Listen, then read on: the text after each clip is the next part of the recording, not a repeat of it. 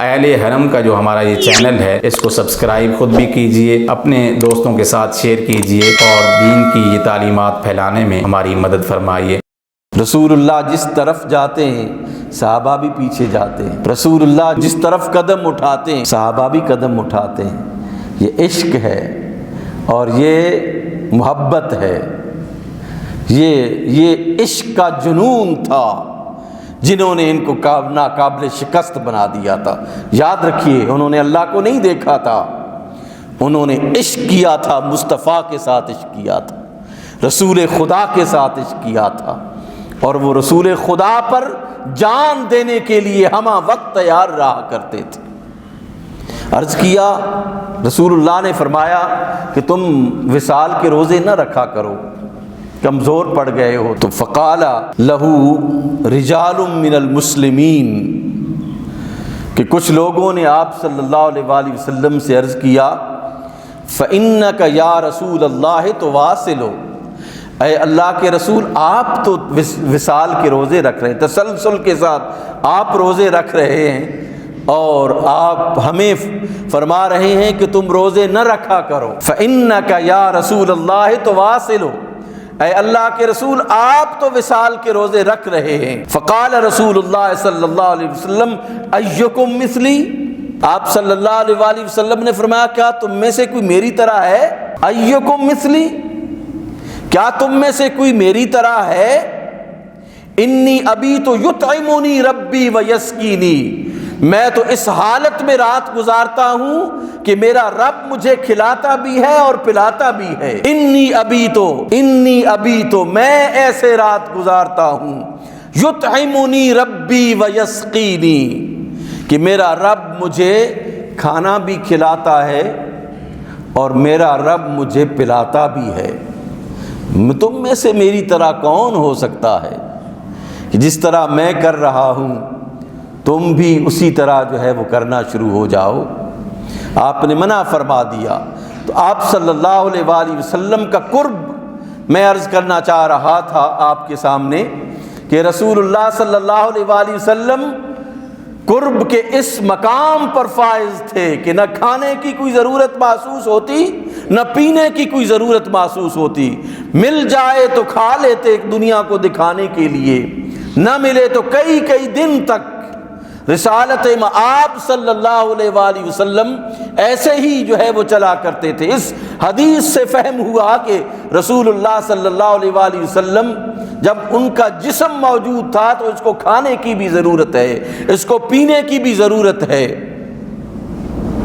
تو پھر رسول اللہ صلی اللہ علیہ وآلہ وسلم نہ کھاتے ہیں نہ پیتے ہیں تو یہ جسم زندہ کیسے ہے؟ اس حدیث نے یہ مسئلہ حل کیا ہے۔ انی ابیت یطعمنی ربی ویسقینی، کہ میں تو راتیں ایسے گزارتا ہوں کہ میرا رب مجھے کھلاتا بھی ہے، میرا رب مجھے پلاتا بھی ہے۔ ایک حدیث میں آتا ہے رسول اللہ نے فرمایا میں تو راتیں اپنے رب کے پاس گزارتا ہوں، وہ مجھے کھلاتا بھی ہے، وہ مجھے پلاتا بھی ہے۔ تو یہ قرب رسول ہے، اللہ کی ذات کے ساتھ جو رسول کا قرب ہے اس کی انتہا ہے، اس کی انتہا ہے۔ شہید کو بھی اللہ سبحانہ و تعالی نے زندہ رکھا ہوا ہے، لیکن رسول اکرم صلی اللہ علیہ وآلہ وسلم کو اس دنیا میں اس طرح زندہ رکھا ہوا ہے کہ آپ کو محتاج طعام و ماں جو ہے وہ نہیں کیا، پانی اور روٹی کا آپ کو محتاج نہیں کیا۔ ابھی تو ربی، میں اپنے رب کے پاس راتیں گزارتا ہوں۔ رسالت مآب صلی اللہ علیہ وآلہ وسلم فرماتے ہیں کہ میں اپنے رب کے پاس راتیں گزارتا ہوں، وہ مجھے کھلاتا بھی ہے، وہ مجھے پلاتا بھی ہے۔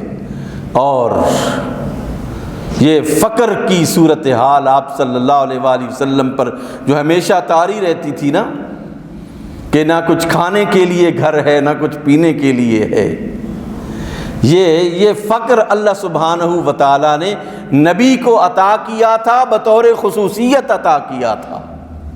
یہ وصف رسول کریم صلی اللہ علیہ وآلہ وسلم ہے، یہ رسول اللہ کا وصف ہے یہ رسول اللہ کی خصوصیت ہے، وگرنہ انبیاء کرام کو اللہ نے حکومتیں عطا کی۔ سلیمان علیہ السلام کو دیکھیں، حضرت یوسف علیہ السلام کو دیکھیں، لیکن اللہ کے رسول صلی اللہ علیہ وآلہ وسلم کو فقر عطا کیا، لیکن بادشاہی میں فقر عطا کیا۔